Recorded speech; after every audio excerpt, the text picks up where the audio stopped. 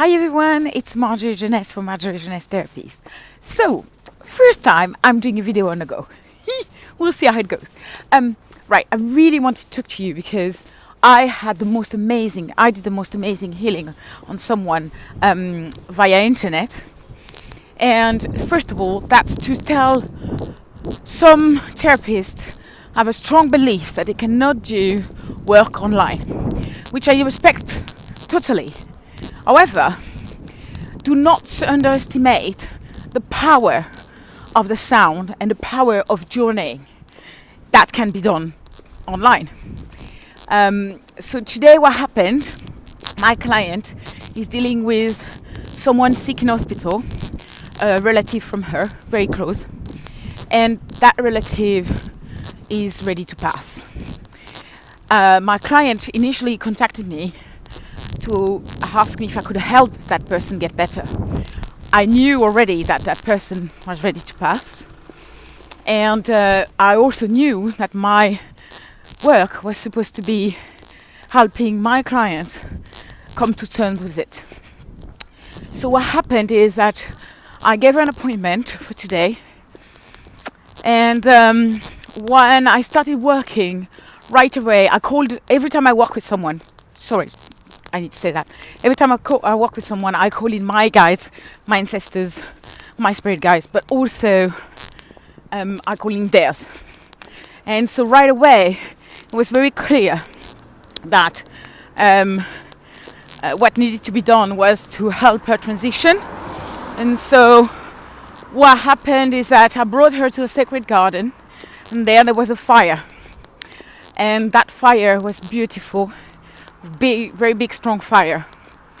And around the fire was seated her family and her ancestors.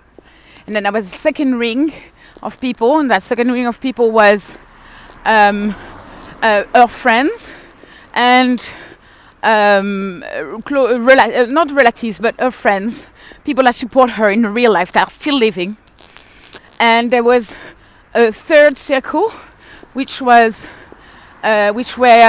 spirit guides and spirit animals. And then there were a last circle, which was the angels and the archangels. And so she was invited to come and sit in the first circle.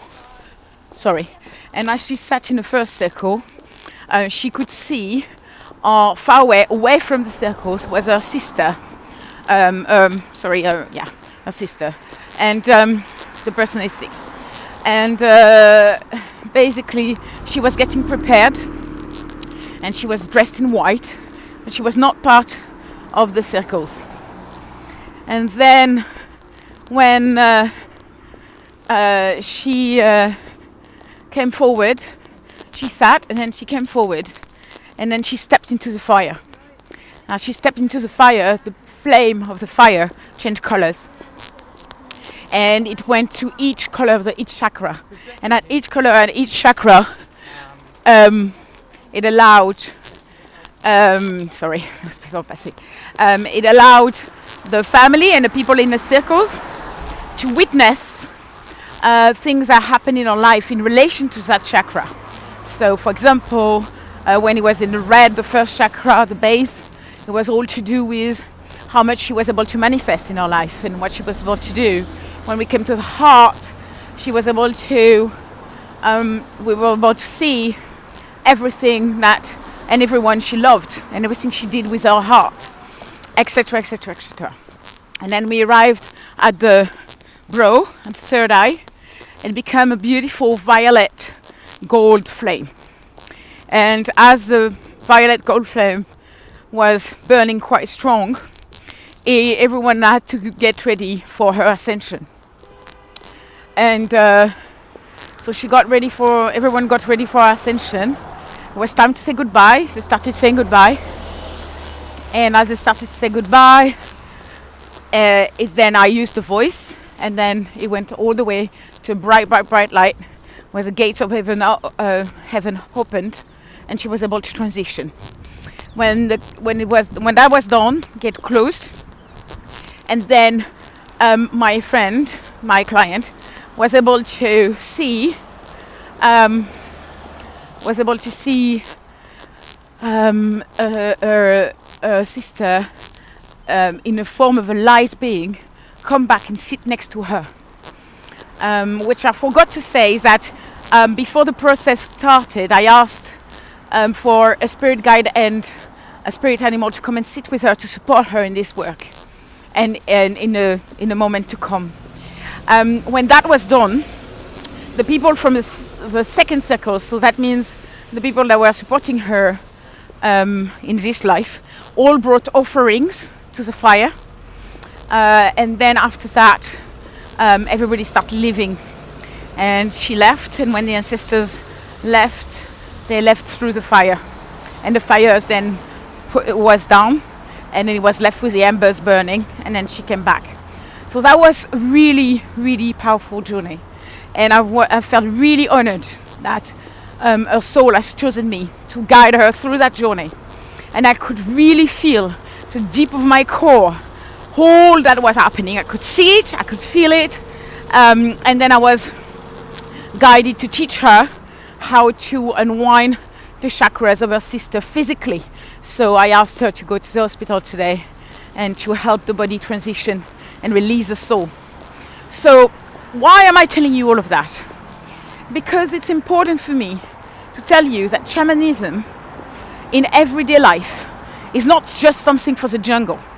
Shamanism is part of our everyday life, it's part of every culture. It's something that sits within all of us, and all of us are able to help each other through different aspects of life, and death is one of them. It's a transition, and for her, coming to term with the death of her sister was very important, because at the end of the day, what she needs to do after that is to continue living and to feel our purpose. So I really urge you to really listen to your heart.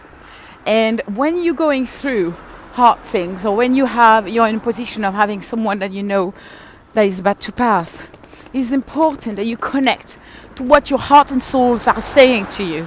Because it might be a certain ritual, it might be a certain song, it might be something else, but you also might be seeing a shaman, or might be seeing, and sometimes your brain are gonna go, oh no, that's crazy, that's not my thing.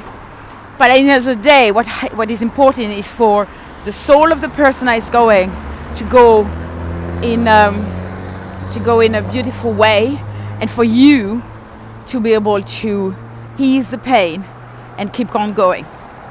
Anyway, thank you for listening. Love you very much, and I hope I didn't bore you with all my stories. Thank you. Bye bye.